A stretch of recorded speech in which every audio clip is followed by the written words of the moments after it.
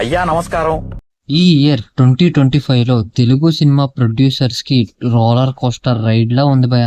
కొంతమంది స్కైలో ఉన్నారు, కానీ కొంతమంది గ్రౌండ్ లో ఉన్నారు. ఫస్ట్ ప్రాఫిట్స్ తో పార్టీ చేసిన మూవీస్ చూస్తే నెంబర్ 1 సంక్రాంతికి వస్తున్నాం. ఈ మూవీ వెంకటేష్ గారు అలాగే అనిల్ రావుపూడి గారి కాంబోలో ఫ్యామిలీ ఎంటర్టైనర్ గా వచ్చి హిట్ కొట్టింది. బడ్జెట్ 50 crores వరకు ఉంటే కలెక్షన్ మట్టికి ఆల్మోస్ట్ 300 crores వరకు అయితే వచ్చాయి. దిల్ రాజు గారు కేక్ కట్ చేసుకుని మరి పార్టీ చేసుకున్నారు.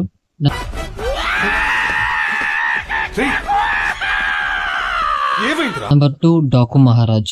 బాలకృష్ణ గారి high octane action drama Bobby Kolli గారు డైరెక్ట్ చేశారు.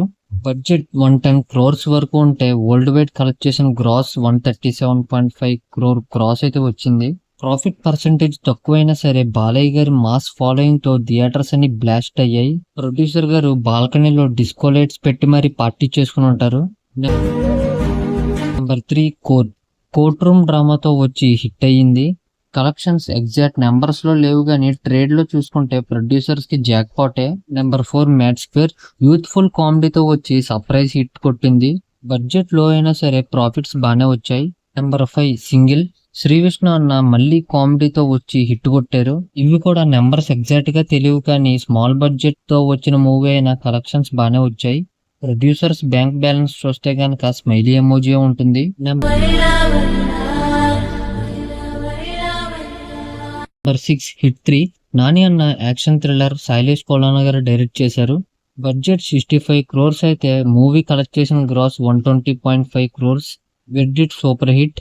నాని అన్న ఫ్యాన్స్ నేచురల్ స్టార్ అని అరిచారు. ప్రొడ్యూసర్స్ బ్యాంక్ బ్యాలెన్స్ లో కూడా స్టార్స్ కనిపించాయి. ఇప్పుడు లాసెస్ లో ప్రొడ్యూసర్స్ ని కన్నీటి బొట్టు పెట్టిన మూవీస్ ఏంటో చూద్దాం. Number 1 Game Changer. Ram Charan అన్న big budget action drama movie ఇది.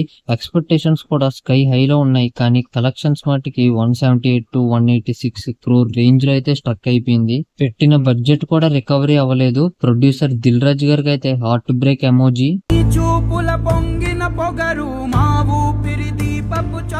నెంబర్ 2 తమ్ముడు.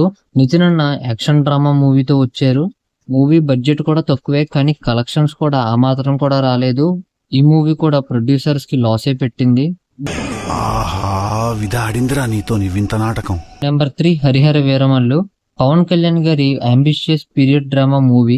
సమ్మర్ రిలీజ్ అన్నారు, కానీ ప్లాన్ క్యాన్సిల్ అయింది. అలాగే చాలా పోస్ట్ పోన్మెంట్స్ అయింది. ప్రొడ్యూసర్స్ కి అక్కడే హార్ట్ బ్రేక్ అయ్యింది. ఒకవైపు బడ్జెట్ ఏమో హై, ఒకవైపు రిలీజ్ డేటే క్లారిటీ లేదు. ఇంకా ఇలా చాలా ప్రాబ్లమ్స్ దాటుకుని ఒక రిలీజ్ డేట్ అయితే ఫిక్స్ చేసుకుని ఆ రిలీజ్ డేట్ కి వచ్చారు.